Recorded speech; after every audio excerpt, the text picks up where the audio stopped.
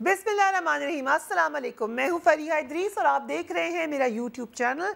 हम बात करेंगे बहुत ही अहम ब्रॉडशीट केस की, मगर उससे पहले कि हम आपको उसकी तफसील बताएं, आप प्लीज़ बेल आइकॉन पे ज़रूर प्रेस करें और चैनल को सब्सक्राइब भी करें।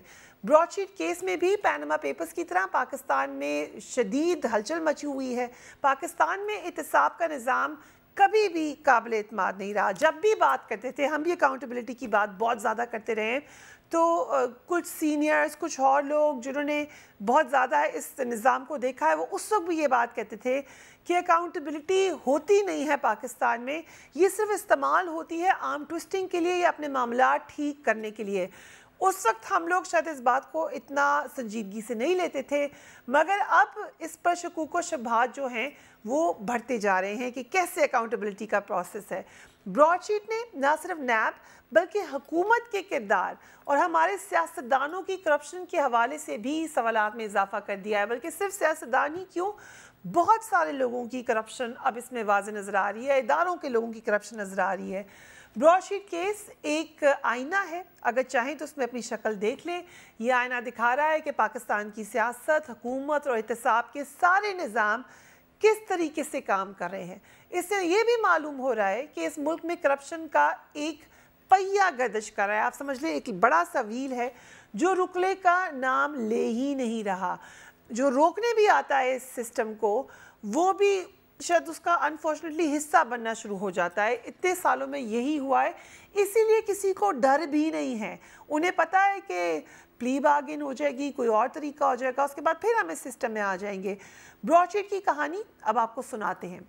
हुआ ये कि साल 2000 में जनरल परवेज़ मुशर्रफ की हुकूमत के दौर में नैब ने एक बरतानवी कंपनी से मुआहदा किया, जिसके मुताबिक ब्रॉडशीट ने 200 अफराद, जिनमें पाकिस्तानी सियासतदान थे, रिटायर्ड जनरल्स थे, सरकारी अफसरान थे और बहुत सारे लोग थे, उन्होंने ये कहा कि इनकी करप्शन के पैसों से जो बनाई गई बैरून मुल्क दौलत है, उसका सुराग लगाना था। हो क्या रहा था कि लोग करप्शन का पैसा लिया, आपने बाहर भिजवा दिया, कुछ पता नहीं कैसे भिजवाया, वहाँ जाके आपने उसको जायदाद ख़रीद दी। अब कोई पता नहीं है कि कहाँ से पता करें। पाकिस्तान की उस वक्त इतनी, आप समझ लें, नैब की तो बना था उस वक्त, कैपेसिटी भी नहीं थी, तो उन्होंने इस फर्म से मुआहदा किया। एक बात जो मुझे पर्सनली, ये मेरा पर्सनल ऑब्जर्वेशन है, हैरानी होती है कि जब आप इस कंपनी की अगर थोड़ी सी तहकीक करें तो 2000 में ये कंपनी रजिस्टर हुई थी और आइल ऑफ मैन में ये रजिस्टर्ड है। तो ये मेरे लिए थोड़ी हैरत की बाइस है कि उसी साल में ये कंपनी रजिस्टर हुई जिस साल नैब ने इनको कॉन्ट्रैक्ट भी दे दिया बहुत बड़ा। काम उन्होंने ये कहा कि आपने ये करना है कि असासों का पता लगाना है और फिर पता लगा के नैब को बताना है कि क्या आपने करप्शन का पैसा या जायदाद ढूंढी है, और कुछ लिस्ट थी उन लोगों की, इन लोगों के हवाले से बताएं। और जो यूके में लोग रहते हैं वो अच्छी तरीके से जानते हैं कि वहाँ पे फर्म्स ऐसे ही काम करती हैं परसेंटेज पर। मुआहदा ये हुआ कि हम अगर आपको आप हमें बताएंगे कि इस शख्स की, जिसका हमने आपको नाम दिया है, ये जायदाद है जो कि इल गॉटन मनी से है या जिसको वो साबित नहीं कर सकते या उन्होंने डिक्लेयर नहीं किया हुआ, उसका 20% ब्रॉडशीट को अदा किया जाना था। ये मुआहदा था। ब्रॉडशीट ने अब इस पर काम करना शुरू किया और कई अफराद के बैरून मुल्क गैर कानूनी जायदादों का बाकायदा सुराग लगा लिया। मगर इसी दौरान जनरल परवेज़ मुशर्रफ ने जिन लोगों के ख़िलाफ़ तहकीकात शुरू की थी, उन पर करप्शन के मुकदमात का दबाव डालना शुरू किया। सो जो लगा था कि अकाउंटेबिलिटी के लिए काम हो रहा है, वो पॉलिटिकल आर्म ट्विस्टिंग के लिए इस्तेमाल किया जाना शुरू हो गया। इस तरह नून लीग और पीपल्स पार्टी के कई सियासतदानों को हुकूमत में शामिल किया गया। अब यहाँ से वो बातें भी समझ आती हैं। मसलन मैं अपनी पर्सनल ऑब्जर्वेशन बताती हूँ कि जब मैंने परवेज़ मुशर्रफ की किताब पढ़ी in the line of fire, और आप लोगों में से जिसने पढ़ी होगी वो अच्छी तरीके से जानता है, वो बड़ा उन्होंने पैराग्राफ्स में डिस्कस किया है नवाज शरीफ साहब की फैमिली को, भुट्टोस को और पीपल्स पार्टी PMLN और करप्शन का बेतहाशा जिक्र किया है। और मुझे फिर बड़ी हैरत हुई कि उधर ही आपका मुआहदा भी हो गया, जिन लोगों को आप करप्ट कहते रहे हैं सारी उम्र। तो अब ये जो ब्रॉडशीट का केस है, और ये बड़ा नून लीग की फरमाइश पर इसको पब्लिक भी कर दिया गया है, इसमें ये तमाम सवालात के जवाबात मिल जाते हैं। कैसे चेंज ऑफ हार्ट हुआ? ऐसी चेंज ऑफ हार्ट नहीं होता। जब आप कुर्सी पे बैठते हैं तो चेंज ऑफ हार्ट के बड़े रीजंस होते हैं। हुकूमत ने जो उनके ख़िलाफ़ नैब केसेस थे, जिन लोगों के ख़िलाफ़ उनके मुखालिफिन को, हुकूमत ने इनके ख़िलाफ़ नैब केसेस को ख़त्म कर दिया या तहकीकात रोक ली। 2003 में नैब ने ब्रॉडशीट से मुआहदा ख़त्म कर दिया क्योंकि उनका ख्याल था ये मुआहदा ठीक नहीं है, जिसके बाद उसने 2007 में हुकूमत पाकिस्तान को नोटिस दिया कि हमारी ये रकम वाजिबुल अदा है, आप इसे अदा करें। ब्रॉडशीट ने बरतानवी अदालत में नैब और हुकूमत पाकिस्तान के खिलाफ मुकदमा दायर कर दिया कि इन्हें खोज लगाने जाने वाले असासों में से मुआहदे के मुताबिक 20% रकम अदा की जाएगी। उनका कहना यह था कि हमने ये चीज़ें इनको ढूंढ के दी है, अब इन्होंने ये आगे प्ली बार्गेन कर लिए है, जिस भी मकसद के लिए इस्तेमाल की है। और इस फैसले में लिखा हुआ है कि वो उनको क्या क्या शिकायत रही नैब से, क्या क्या शिकायत रही कि मुआहदा कैसे तोड़ा गया और क्यों फिर कोर्ट ने उनकी बात सुनी। यही मैंने आज आपसे शेयर करना है। ये काफ़ी लंबा फैसला है, लेकिन उसके कुछ चीदा पॉइंट्स हम आपसे आज शेयर करेंगे, कुछ आने वाली वीडियोस में करेंगे। अगस्त 2016 में पाकिस्तान के खिलाफ वाजिबुल अदब जो रकम थी उसका दावा मंजूर हो गया पहली दफ़ा। उसके बाद 2 साल तक रकम के तयन का सिलसिला चला, यानी जो क्वांटम केस था वो, और उसकी जुलाई 2018 में तयन हो गया। अगस्त 2018 में तहरीक इंसाफ हुकूमत आई और जुलाई 2019 में इस फैसले के खिलाफ हाई कोर्ट में अपील की गई, जिसका फैसला भी पाकिस्तान के खिलाफ आया।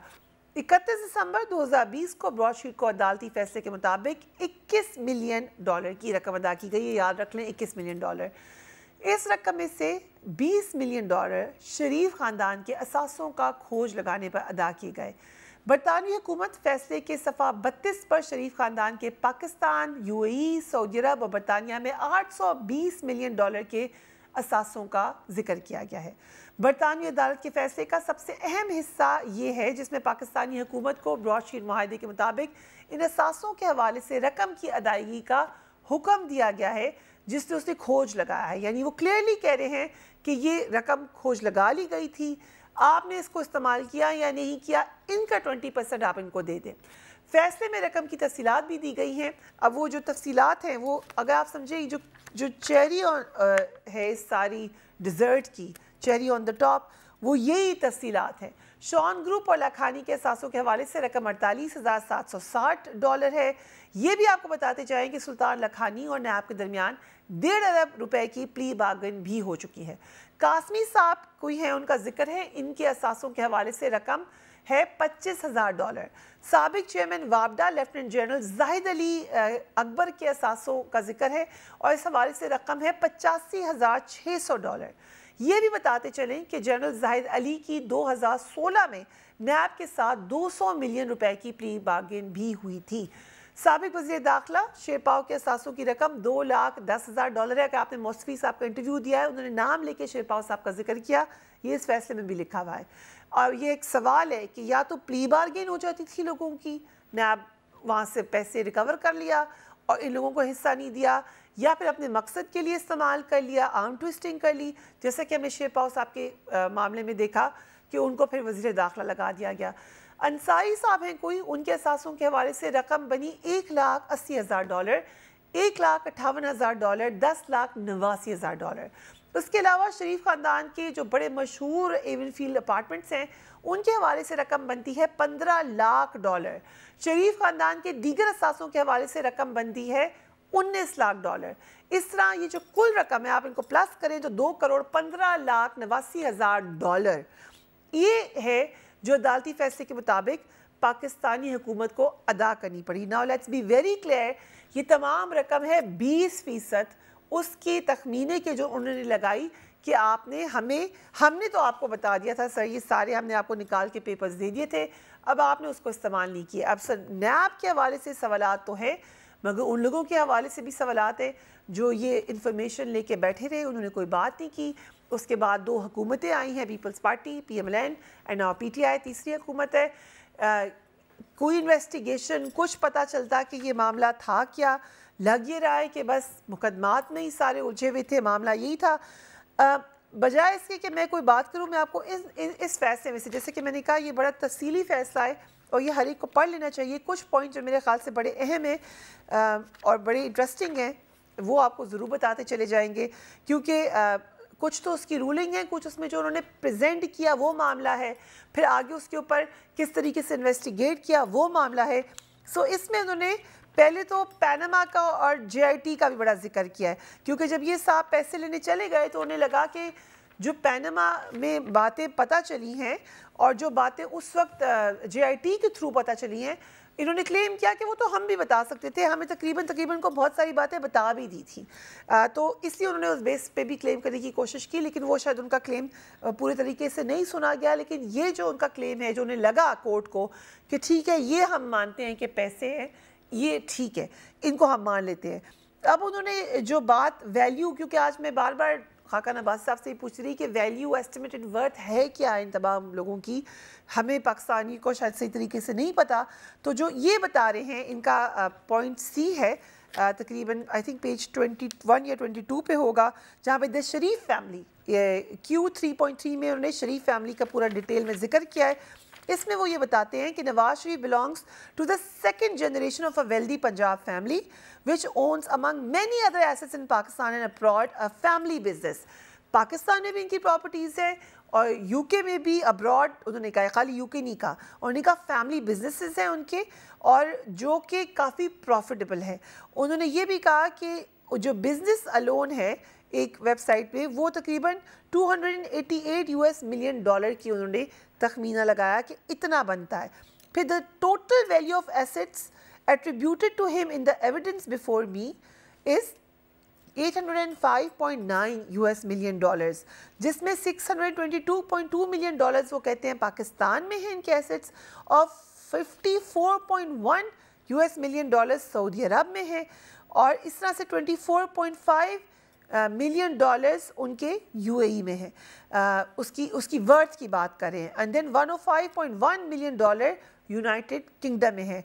ये वो फिगर्स हैं जो वो कह रहे हैं कि जो इस वक्त की वैल्यू है उससे शायद रिलेटेड नहीं है, मगर जो पुरानी इंफॉर्मेशन है उसकी बेस पर वो ये बात कर रहे हैं। उन्होंने ये भी कहा कि परवेज़ मुशर्रफ के ज़माने में उन्होंने कोशिश किया जानने की, फिर उनकी इंटरेस्ट ख़त्म हुई, उसकी क्या वजह थी, उससे भी वो बात करते हैं। एक बात जो पॉइंट F में शहबाज शरीफ साहब के हवाले से है, वो हम आपको बताना चाहेंगे। वो ये कह रहे हैं हमारे पास सबूत है, देयर इज़ एविडेंस, कि 2001 या 2 में और 2 में शहबाज शरीफ ने सब्सटेंशियल पेमेंट की है नैब को, to NAB totalling up to 440 million, about $7.35 million. ये जो थी उन्होंने पेश किया है नैब को, and there was some dispute at the liability hearing as to whether those were assets recovered by NAB. अब वहाँ पे ये झगड़ा हुआ जब ये पैसे हुए थे कि ये वो एसेट्स हैं जो नैब ने ढूंढे हैं for the purpose of article 4 of the ARA। Article 4 का मैं अभी आपको बताती हूँ, या जो है ये या ये वो थे, contention was that they were court fines and not such assets, या वो कोर्ट की तरफ से फाइन उनको कर दिया गया है। तो ये इस बात का उन्होंने इसमें जिक्र किया है। अब ये जो पॉइंट आर्टिकल 4 है, इसका बार बार जिक्र आएगा, इसलिए मैं आपको बता देती हूँ। ये जो मुआहिदा हुआ था ब्रॉडशीट के दरमियान और नैब के दरमियान, ये उस मुआहिदे को बार बार कहते हैं जो ये क्लॉज 4 का जिक्र आता है, ये भी आप देख सकते हैं। इसमें अब आप गौर से देख लें, क्लियरली कहा गया है कि for the removal of any doubt, the share of the assets recovered as set out in this clause 4 shall also apply to any settlement reached by NAB and any registered person or entity with or without the involvement of broadsheet, provided that such persons or entity had been registered before the settlement. Then broadsheet shall receive 20% of the amount available to be transferred plus bonus if any, as may be allowed by Chairman NAB। यानी ये उनका वो मुआहदे का clause है जिसकी basis पे इनको पैसे मिले हैं कि आप जो रिकवर करेंगे, चाहे आप प्ली बार्गेन भी कर लें, लेकिन वो जो पैसा रिकवर होगा उसका 20% हम लेंगे। और उसी के तहत वो शहबाज शरीफ साहब वाली बात में भी उन्होंने क्लेम किया है कि हमें पता चला है कि नैब को उन्होंने ये पेमेंट की थी, तो उसमें शायद हमारा हिस्सा होना चाहिए। फिर उन्होंने जिक्र कर दिया है JIT का और पैनामा का। सो जो पॉइंट G है, पैनामा के हवाले से बड़ी इंटरेस्टिंग बात उन्होंने लिखी है कि normal circumstances such exercise could be conducted by the NAB, but when its chairman appears to be indifferent and even unwilling to perform his part, we are constrained to look elsewhere and therefore constitute the JIT with 6 members। कि वो ये कह रहे हैं कि ये वाली जो बातें थी उसमें लिखा हुआ है फैसले में कि ये तो पता चल सकती थी, लेकिन चेयरमैन नैब का इंटरेस्ट कोई नहीं है। ये उस कोर्ट के फैसले की बात कर रहे हैं कि कोर्ट ने भी ये कहा कि चेयरमैन नैब को इंटरेस्ट नहीं ले रहे, इसलिए हमें ये JIT तश्कील करनी पड़ी। जब पैनामा में JIT तश्कील हुई थी, क्यों उसने ये बात लिखी है, इस फर्म ने, क्योंकि वो अपना केस मजबूत बना रहे थे, ये दिखाने के लिए कि नैब अकाउंटेबिलिटी की तरफ तो आता नहीं है, वो सिर्फ इंफॉर्मेशन हमसे ले लेता है, कभी किसी और से ले लेता है, मगर उसका हतमी नतीजा निकालने की तरफ वो नहीं जाते हैं। फिर हम आपको आ जाते हैं कि इसमें और जो बहुत सारी बातें हैं, जैसे कि मैंने कहा, लेकिन नवाज शरीफ साहब के हवाले से उनकी जो एसेट है उसके हवाले से अदर एसेट्स का जो हेडलाइन है उसमें नंबर 1 है, वो मैं आपको पढ़ के बता रही हूँ। As stated above, the total value of assets both in Pakistan and जो बाहर के उन्होंने तखमीना लगाया है वो अब ये लगा रहे हैं 820 मिलियन यूएस डॉलर्स का। उन्होंने कहा ये हमारे ख्याल से वर्थ उनकी बनती है, और वो ये कह रहे हैं कि आप जब ये फिगर एक्सेप्ट करें तो ये भी सोचें कि ये रिकवरी की कॉस्ट के ऊपर नहीं है। सो ये एक और उन्होंने तखमीना लगाया यहाँ पर। फिर पॉइंट 8 पर आके वो फिर बात कर रहे हैं क्लॉज 4 का। बेसिकली इस फैसले में है क्या, उसने खोल कर बताया कि कितने पैसे हैं, चाहे शरीफ फैमिली हो या दीगर लोगों, ये कुछ लोगों के नाम हैं, और जिनके पास उन्हें कहा वो तो हम तो 200 का ही साबित कर देते, ज़ाहिर है वो अपनी मार्केटिंग करें, लेकिन इन लोगों की हमारे पास इतनी डिटेल्स थी कि हम साबित कर देते कि ये इतना सारा पैसा इनके पास मौजूद है जिसमें से 20% हमें दे दें। और जिसको अभी अगर शक है तो अब वो ये वाला पॉइंट पढ़ ले। वो कह रहे हैं having regard all the evidence I find, जितनी मेरे पास एविडेंस मैंने ढूंढी है, the appropriate valuation of the potential recovery from the Sharif family, उस पे जो मैंने आपको दे दी है जिसमें आप बिल्कुल यकीन लगा सकते हैं, वो तकरीबन 100 यूएस मिलियन डॉलर्स की प्रॉपर्टी या एसेट्स हैं जिसके ऊपर वो हमें 20% क्लेम कर रहा हूँ। सो जो 19 मिलियन डॉलर्स उनको मिले हैं वो शरीफ फैमिली के एसेट्स पे मिले हैं। आप समझिए कि तकरीबन जो बड़ा चंक है वो है ही शरीफ फैमिली के एसेट्स से, और बाकी जो है वो दीगर लोग हैं जिनके नाम हमने आपको बताए हैं उनके हवाले से। अब इसमें और बहुत सारे नाम हैं, इसके अंदर। एक इसमें एक लोधी साहब हैं, उनके एसेट्स का भी जिक्र है, उन्होंने क्या क्या कहाँ पे प्री बार्गेन की। अंसारी साहब हैं, इन सब के बारे में कोई आर्म्स डील का भी जिक्र है। सो ये तमाम चीज़ें हैं जो हम आहिस्ता आहिस्ता आपके सामने लेते आए चले जाएंगे, लेकिन ओवरऑल इसमें से नतीजा जो निकल रहा है वो बड़ा ख़तरनाक है और तकलीफ दे भी है, क्योंकि बेसिकली नतीजा ये निकल रहा है कि हम कई सालों से ये देख रहे हैं कि बात हो रही है अकाउंटेबिलिटी की। अब जो एक आम शहरी है जो अपना काम पूरा दिल लगा के करता है, जो बुरा समझता है करप्शन को, उसको उम्मीद बन जाती है कि आप करप्शन पकड़ने लगे हैं, कोई फ़ायदा होगा। हो क्या रहा है कि आप इधर से पैसे पकड़ के इधर दे देते हैं, इधर से पकड़ के इधर दे देते हैं। जो वेलफेयर का पैसा है वो और अकाउंट्स में ट्रांसफ़र होता चला जाता है, कभी किसी के बीच में हर कोई हिस्से मांगने वाला आ जाता है। कोई कहता है कि आके मुझे बताओ, मैं हिस्सा लगा दूंगा। यहाँ तक कि जो इल्ज़ाम लगा रहे हैं मुस्फ़ी साहब, जो कि CEO हैं ब्रॉडशीट कंपनी के, उन्होंने तो बड़े बड़े इल्ज़ाम लगाए। उन्होंने कहा प्रेजेंट गवर्नमेंट में भी वफ्द में कोई एक शख्स मौजूद था, उसने भी मुझे कहा कि मेरा कट मुझे बता दें, फिर मैं बताऊँगा कि आपको कितने पैसे दें।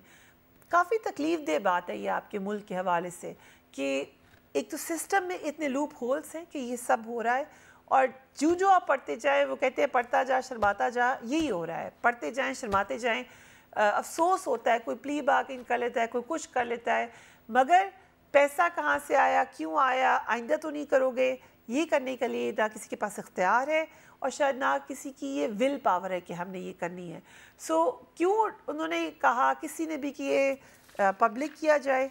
अच्छा हुआ पब्लिक हो गया, लेकिन इसमें से कोई बहुत ज़्यादा खुशी की खबर किसी के लिए भी नहीं है। अभी भी आप देख लें ब्रॉडशीट के ऊपर बात क्या हो रही है कि PTI उसको पॉलिटिकली अपने लिए इस्तेमाल करने की कोशिश कर रही है, PMLN उसमें से अपना पॉलिटिकल माइलेज ले रही है, लेकिन निकल कुछ भी नहीं रहा। लेकिन PMLN पे मुझे इसलिए हैरानी ज़रूर है कि इसमें उनके लिए खुशी की कोई खबर नहीं नज़र आ रही। सो क्यों इतना ज़्यादा खुशी का क्लेम किया, ये यकीनन एक सवाल है। और जो इसमें पॉइंट्स हैं हम आइंदा आने वाले दिनों में बात करेंगे। अल्लाह हाफ़िज़।